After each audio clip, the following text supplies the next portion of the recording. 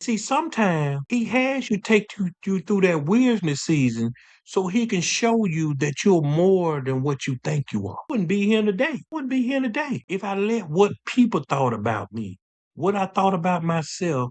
If I held on to that, I wouldn't be here today. Because you got to understand, this wilderness season is not the end, it's preparation. You in boot camp. We want to see if you gonna gain some stripes or you gonna be a slick sleeve. See, the children of Israel, they thought their wilderness experience was the end of the journey. Deuteronomy 82, he says, remember how the Lord your God led you all the way in the winter to humble and test you. See, he gonna really deal with that pride. He gonna really deal with that poverty spirit. He really gonna deal with that selfishness. He gonna really deal with your financial insecurity. But he can do it away from what you used to. So here we see that some of the endings that many of you have or having are divine setups that God will end you in one environment to prepare you for another that you ain't ready to handle yet. See, you might go in as a trainee and you might come out because all it takes is one. You might come out, you sitting around there, you have 10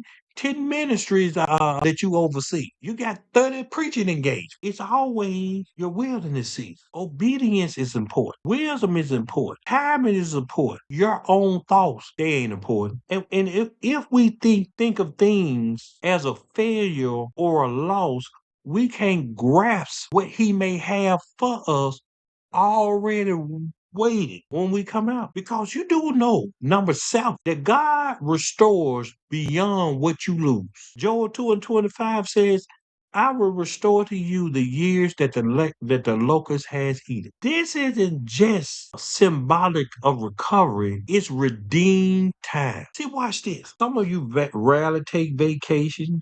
You always sad. You always in some. Do you understand in your wilderness season, you probably have more fun than you ever did your whole life?